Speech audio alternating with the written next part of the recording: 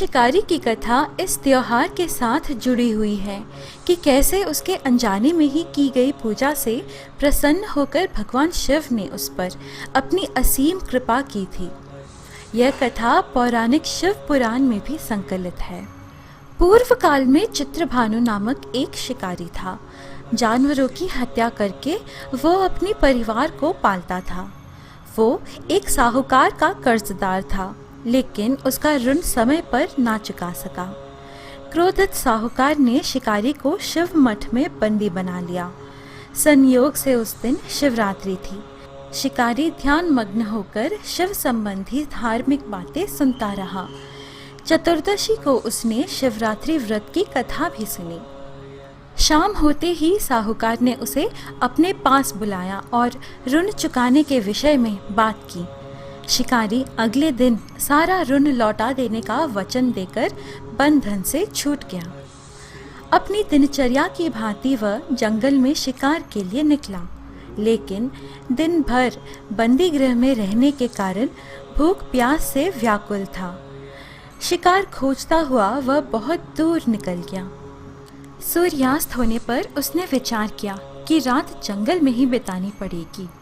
वह एक जलाशय के समीप गया और वहाँ एक घाट के किनारे एक पेड़ पर थोड़ा सा जल पीने के लिए लेकर चढ़ गया, क्योंकि उसे पूरी उम्मीद थी कि कोई ना कोई जानवर अपनी प्यास बुझाने के लिए यहाँ ज़रूर आएगा। वह पेड़ कुछ और नहीं बिल्व वृक्ष था और उसके नीचे शिवलिंग था, जो सूखे बिल्व पत्रों से ढके होने के कारण दिखाई नहीं दे रहा था। शिकारी को उसका पता ना चला। पड़ाव बनाते समय उसने जो टहनियाँ तोड़ी वे संयोग से शिवलिंग पर गिरती चली गई। इस प्रकार दिन भर भूखे प्यासे शिकारी का व्रत भी हो गया और शिवलिंग पर बिल्वपत्र भी चढ़ गए। रात का पहला प्रहर बीतने से पहले ही एक गर्भिणी हिरनी वहां पर पानी पीने के लिए आई। उसे देखते ही शिकारी ने अपने धनुष पर बाण साधा।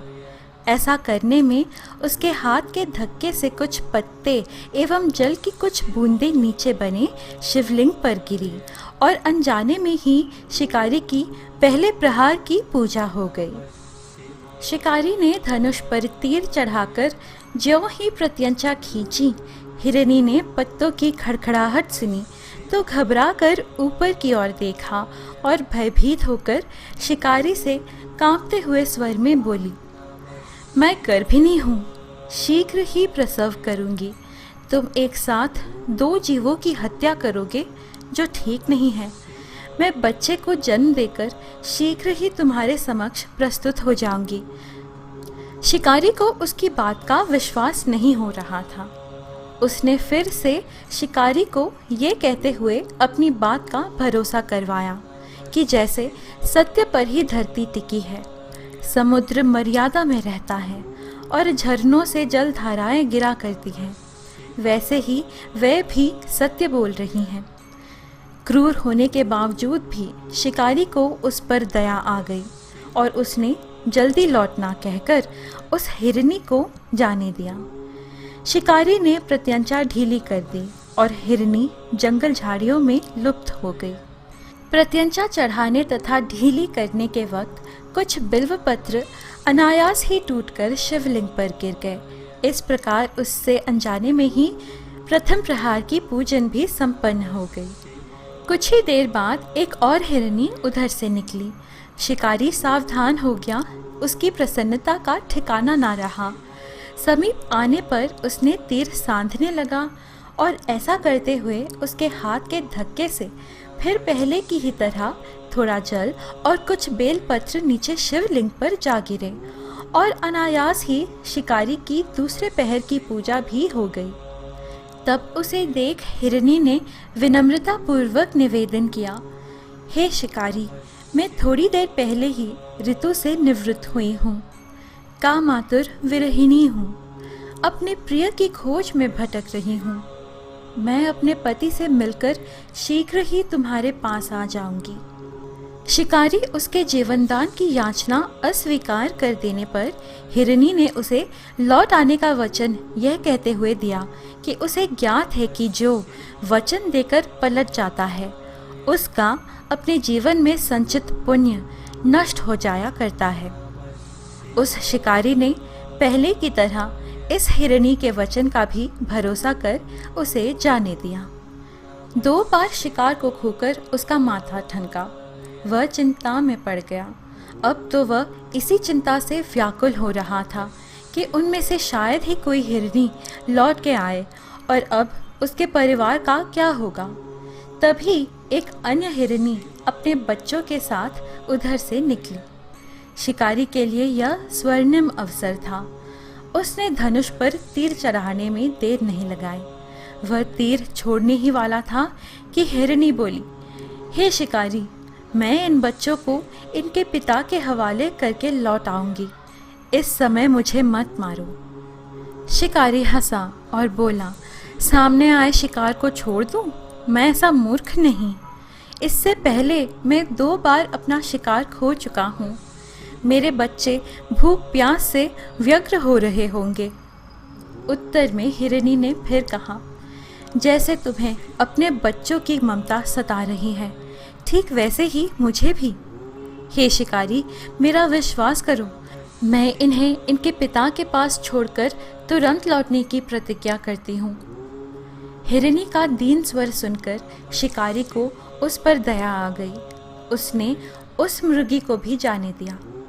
शिकार के अभाव में तथा भूख प्यास से व्याकुल शिकारी अनजाने में ही बेल वृक्ष पर बैठा बेल पत्र तोड़ तोड़ कर नीचे फेंकता जा रहा था। पाँव फटने को हुई तो एक हृष्ट पृष्ठ मृग उसी रास्ते पर आया। शिकारी ने सोच लिया कि इसका शिकार वह अवश्य करेगा। शिकारी की तनी प्रत्यंचा देखकर मृग विनीत स्वर में बोला, हे शिकारी, यदि तुमने मुझसे पूर्व आने वाली 3 मृगियों तथा छोटे छोटे बच्चों को मार डाला है तो मुझे भी मारने में विलंब ना करो, ताकि मुझे उनके वियोग में एक क्षण भी दुख ना सहना पड़े। मैं उन हिरनियों का पति हूँ।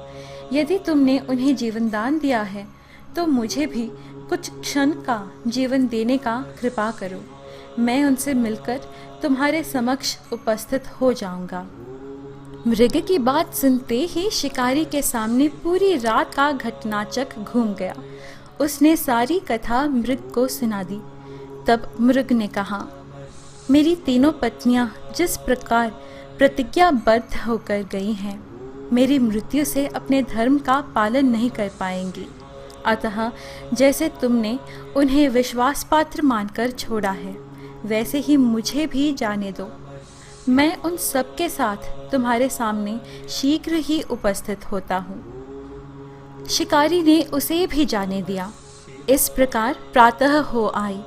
उपवास, रात्रि जागरण तथा शिवलिंग पर बेलपत्र एवं जल चढ़ने से पहले की ही तरह उसकी चौथे प्रहर की भी शिव पूजा संपन्न हो गई और अनजाने में ही पर शिवरात्रि का पूजन पूर्ण हो गए। अब उस शिकारी के शिव कृपा से सभी पाप भस्म हो गए। इसलिए वह सोचने लगा, ओह, ये पशु धन्य है जो ज्ञानहीन होकर भी अपने शरीर से परोपकार करना चाहते हैं। लेकिन धिक्कार है मेरे जीवन को कि मैं अनेक प्रकार के कुकृत्यों से अपने परिवार का पालन करता रहा। थोड़ी ही देर बाद वह मृग सपरिवार शिकारी के समक्ष उपस्थित हो गए ताकि वह उनका शिकार कर सके। किंतु जंगली पशुओं की ऐसी सत्यता, सात्विकता एवं सामूहिक प्रेम भावना देखकर शिकारी को बड़ी ग्लीन हुई। उसने अपना बाण रोक लिया तथा मृगों से कहा कि वे सब धन्य हैं तथा उन्हें जीवन दान दे दिया कि उस मृग परिवार को वापस जाने दिया।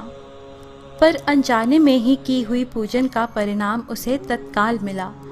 शिकारी का हिंसक हृदय निर्मल हो गया। उसमें भगवत शक्ति का वास हो गया।